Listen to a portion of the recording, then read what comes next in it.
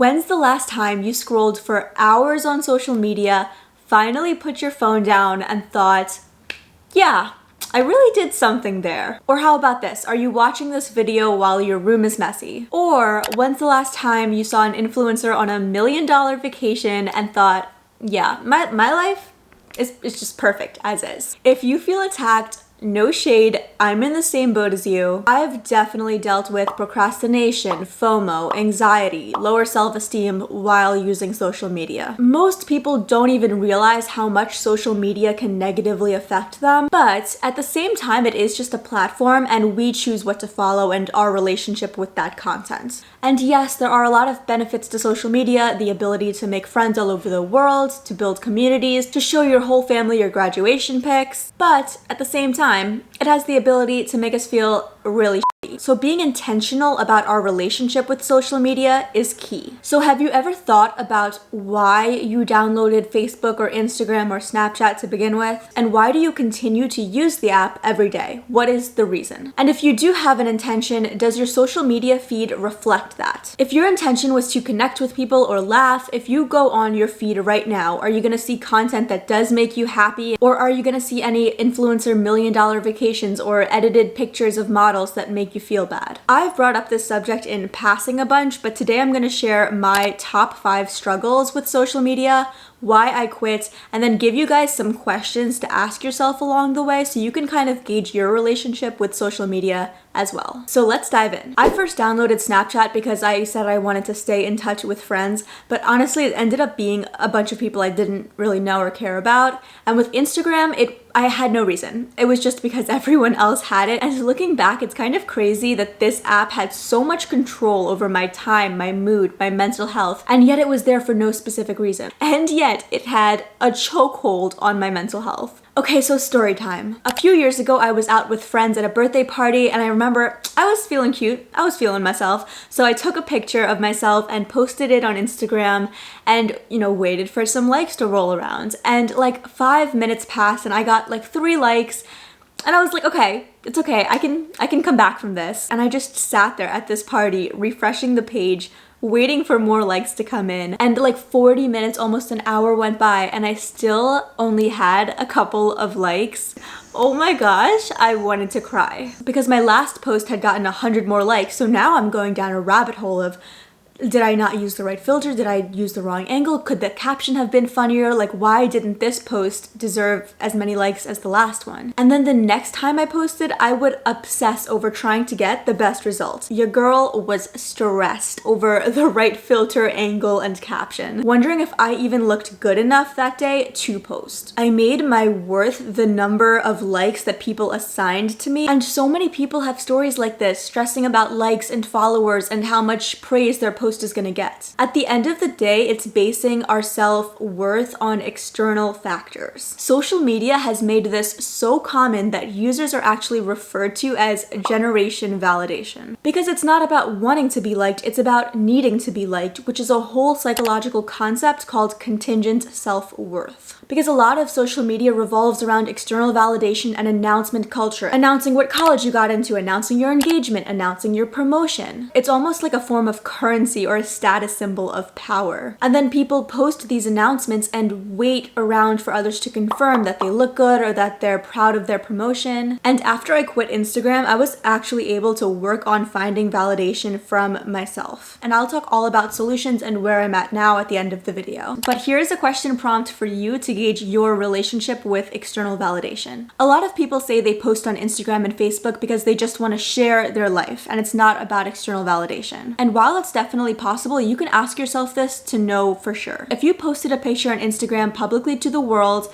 and you knew that all of your friends and family saw it, but the picture itself got 0 likes, nada. 0 likes, 0 comments, no heart eye emojis, no slay bae in the comments. Would you still feel satisfied? If you're really not posting it for other people, would you still post it if you knew it would get no likes? The second thing I struggled with was not just how I felt about myself, but how I felt in comparison to other people. To me, social media felt like one big comparison game. And it's hard to not compare. When you post a picture and it only gets 10 likes and no comments, and then some model posts her picture and she gets thousands of likes and millions of comments saying breathtaking.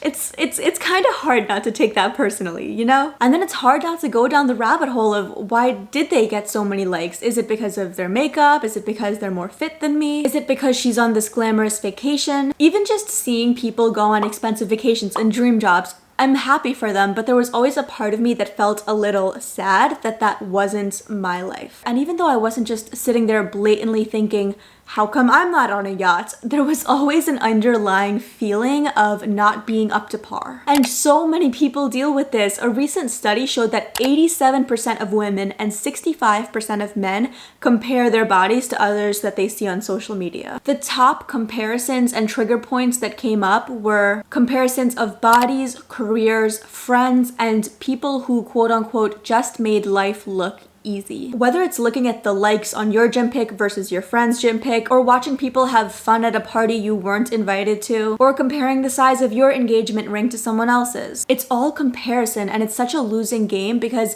you can feel like you have it all. You can come back from an amazing vacation, had so much fun, and then go on Instagram and see someone else's vacation where they got proposed to, or see someone's vacation where they stayed in a fancier hotel, and all of a sudden your vacation wasn't good enough. And here are some questions you can ask yourself to gauge your relationship with comparison culture. Do you ever think about how your looks or your money measures up to the people you see on your feed? Do you ever see someone getting a promotion or getting engaged on social media and feel sad, angry, or jealous, or just feel less than them? And you absolutely don't have to do this, but if you do want to share your feelings in the comments, I would be happy to hear them. The next thing I struggled with was what happens after we compare. When we see others that are partying, happy, living their best, perfect life, we try to match that look even when it's not a reflection of reality. Like the phrase, "do it for the gram," got real dark real quick. I'm talking about times I posted pictures of myself laughing and dancing at parties that I was having a horrible time at. Smiling at dinner for people's Instagram stories even though I was having a really bad day. I would spend so much time and energy essentially faking, curating, planning my social media presence and how I presented myself to other people. It wasn't real and it was exhausting. And that feeling of having to put on an act affects so many people. 90% of young women reported using a filter or editing their pictures to appear as if they had whiter teeth, a smaller waist. Don't even get me started on how crazy some of the filters are these days. This is a demonstration of performative culture. It's putting on a front of something that isn't a real reflection of you. And everyone does this to some extent, like we all either put on makeup or, comb our hair, groom ourselves. We're all presenting in a way that makes us look good. For me, it becomes more hurtful when our online presence is more important than the actual reality. We'll do it for the gram, and it doesn't matter if you're sad or fighting with your partner. At the end of the night, you need that picture of you guys looking good together to post on Instagram. Like for some people I know, it doesn't matter if they can't afford a car. They want the shot of their hand on the steering wheel with the Mercedes logo, and just posting that on Instagram makes it worth it to a lot of people, even if they're in thousands of dollars of debt, which I think can be kind of sad in my opinion. It just feels like a huge societal problem because there's someone at home seeing that picture of someone with a Mercedes thinking, why can't I afford a Mercedes when the person who took it can't even afford a Mercedes? Or when I used to post pictures of myself laughing and dancing at parties, there's probably some sad person at home wondering why they aren't invited to parties or why they're not having a good time.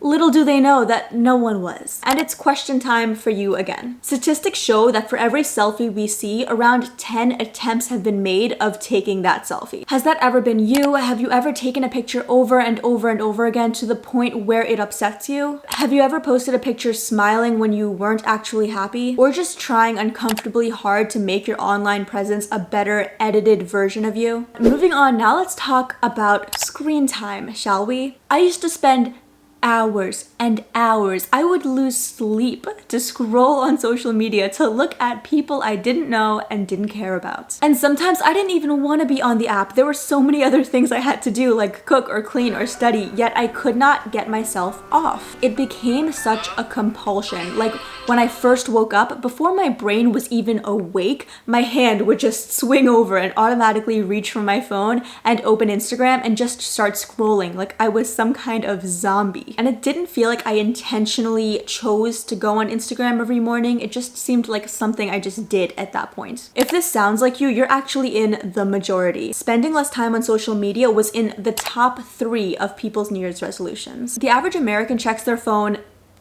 guess, 262 times a day. And most of that time is spent on social media. There is a reason why. Many former engineers and designers of Facebook and Instagram have come forward over the years and said that those apps were intentionally designed to be addictive. Instagram, Facebook, TikTok, those apps know you really well, and they continue to feed you specific personalized content that they know will keep you on the app longer. Because people spending more time on their apps means more advertising revenue and profits for them. Every time you open a social media app, just know that there have been thousands of engineers that have worked to design that space to be as compelling as possible to you. App designers have said it's like they've taken behavioral cocaine and just sprinkled it all over a user interface. On average, 30% of people report feeling addicted to social media, meaning 1 in 3 people feel like social media apps have some kind of control over them and they're not fully in the driver's seat. Spooky. And here are some questions you can reflect on to gauge your relationship with the time you spend on social media or even social media addiction. How many hours a day are you on social media, and is that what you intentionally want it to be? How long can you go without it? Do you feel anxious if you can't check your phone? Do you often neglect responsibilities because of scrolling? Do you feel like there are times where you want to stop scrolling but your thumb just can't seem to stop swiping? Which brings me right to my 5th struggle. I was spending so much time on Instagram.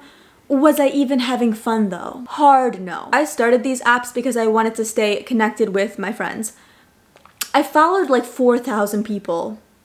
I didn't have 4,000 friends. I had like 2 friends. Not people I cared about. Not people who brought value to my life. And I think this is super relatable. Most people follow at least a couple people who don't bring you feelings of joy, inspiration, motivation, love, good feelings. 58% of Americans say that social media negatively impacts their mental health. So my point is that it's really easy to start social media with good intentions, with like connecting with friends, but then it's really easy to stray away from that. And I always say you need to look at your mind like a diet, like your food diet. You want to feed your mind with content that nourishes it, that makes you feel good, because that's part of your mental diet. Scrolling aimlessly for hours, following people who bring you no value, that's like consuming food that has no nutrition. And here are some questions you can ask yourself to gauge your relationship with your mental diet. What was your intention, the reason behind first downloading the app, and is it the same reason today, and does your feed reflect that? Does the content on your feed bring you real value? And if you could start fresh, go back in time, would you be more selective about who you chose to follow? Okay, so first of all, thank you for listening to all of my struggles. And here's where I'm gonna share my breaking point, essentially, and where I am now. It got to a point where the struggles that I just went over became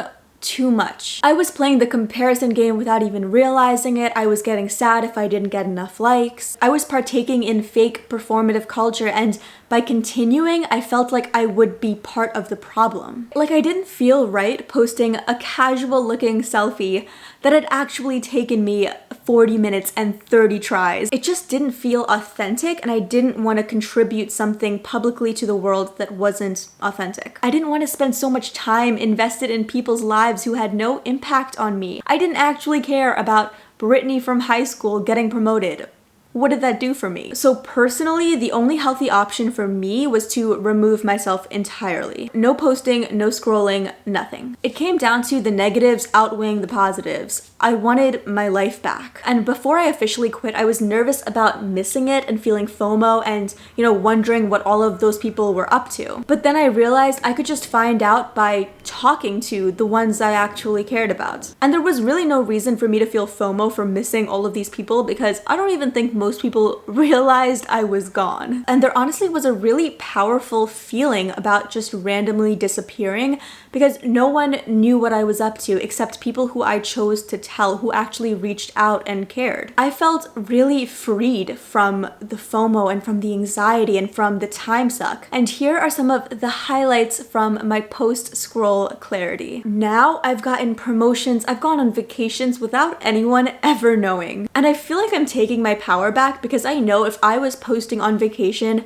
I would be stressing about what I looked like if I looked too fat. Now I can just enjoy my vacation in peace because I'm not waiting for someone to tell me I look good. I'm building that confidence for myself. Now I also spend my time a lot better. I have so much more time to create meaningful YouTube content, go to the gym, hang out with friends. I don't just watch other people's lives. I actually live mine. And I hope to one day get to a point where I can have a healthy relationship with social media, and one day I hope to expand this channel to social media. But right now, the only thing I'm participating in is a YouTube support community online, and it's honestly great because I go on with intention, I post with intention, and everyone there is just supporting and lovely. And again, I want to emphasize that these were just things that I struggled with and that I know a lot of people struggle with, but this isn't necessarily everyone because it isn't inherently bad. It's different for everyone. The same fit girl model posts on Instagram could inspire some people and make others feel anxious about their body. So it's really important to understand your personal relationship with it. So here's a summary of many of the questions I asked throughout the video that you can reflect on and journal about. If you're interested in quitting social media, there's a lot of resources out there, and definitely also check out my video on how to quit a bad habit. My hope and the reason behind sharing all of those embarrassing stories was so people can relate and not feel so alone, and to move forward using or not using social media, but with intention. Because I'm not gonna come on here and just say social media is terrible and no one should use it.